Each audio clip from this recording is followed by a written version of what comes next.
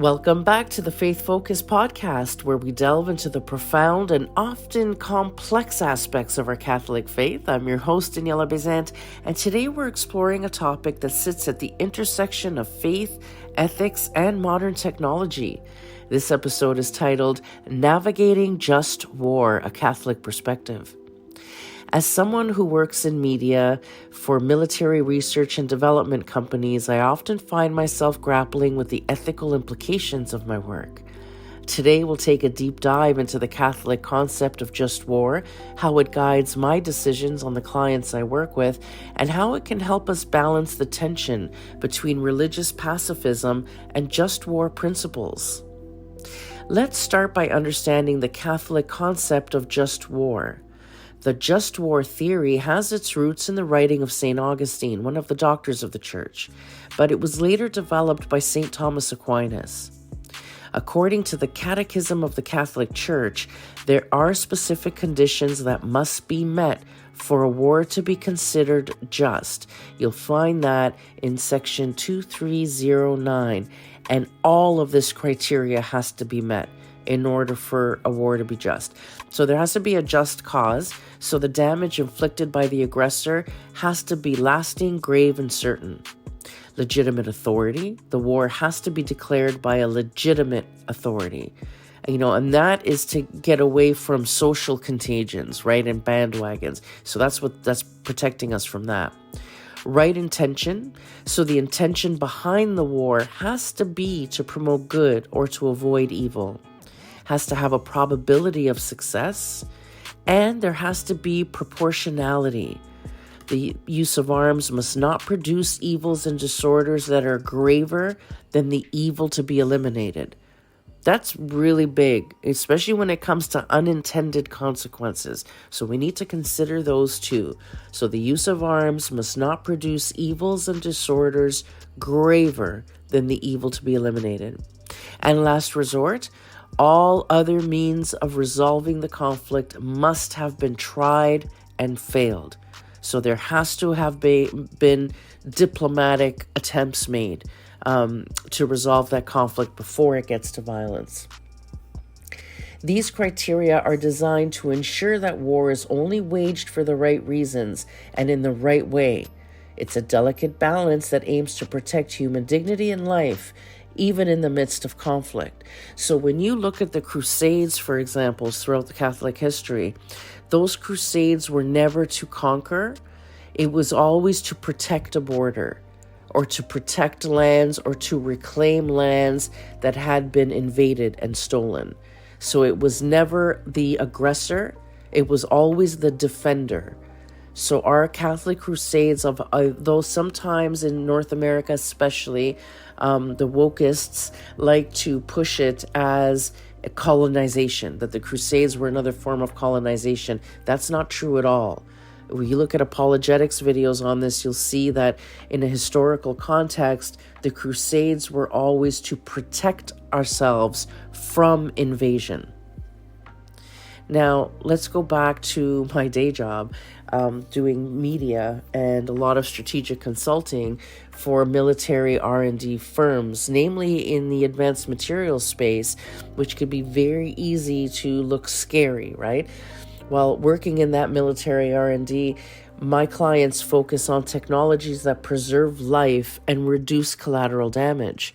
So, for example, I have clients in ballistic technology, and I've talked to some in autonomous weaponry design, and all of their work is inspired to minimize soldier injuries and civilian casualties. And this aligns perfectly with the Catholic principle of minimizing harm. As St. Augustine wrote, "We do not seek peace in order to be at war, but we go to war that we may have peace. Be peaceful, therefore, in warring, so that you may vanquish those whom you war against and bring them to the prosperity of peace." I find solace in knowing that my work can contribute to a more ethical approach to conflict, knowing that troops will get home safer, with less physical harm because of the technologies I've helped promote. By supporting advancements that protect soldiers and civilians, I am adhering to the just war principle of proportionality. This allows me to reconcile my professional duties with my faith. The tension between a religious pacifist and a just war hero is a real one. On one hand, Jesus taught us to turn the other cheek, Matthew 5:39, advocating for peace and forgiveness. On the other hand, the church recognizes that there are times when force must be used to protect the innocent and uphold justice. St. Thomas Aquinas, in his Summa Theologica, argues that while peace is the ultimate goal, there are circumstances where war is necessary to achieve it.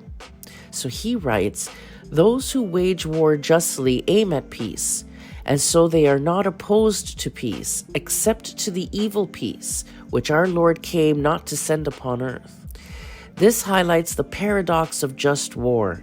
It seeks to establish a just and lasting peace, even through the use of force. It's a recognition of the fallen nature of our world and the need to protect the vulnerable.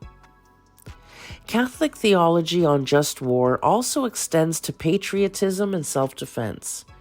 The Catechism states, "Love towards one's country follows from the duty of gratitude and belongs to the order of charity." You'll read that in our Catholic Catechism, section 2239. This means that defending one's nation can be an act of love, provided it aligns with the principles of just war. Similarly, the Church teaches that self-defense is a legitimate right. John Paul II, in his Evangelium Vitae, emphasized the importance of protecting oneself and others. And he stated, "The demand to love our neighbor as a manifestation of love for God clearly shows the unacceptability of an attitude of indifference to the public morality of the nation and the entire world community." These teachings affirm that protecting oneself, one family, and one's country can be morally acceptable and even necessary. As we navigate these complex issues, it's crucial to remain grounded in our faith and guided by the teachings of the Church. The just war theory provides a moral framework that helps us discern the right course of action in situations of conflict. It reminds us that while war is sometimes necessary, it should always be a last resort, pursued with the right intentions and conducted in a way that minimizes harm.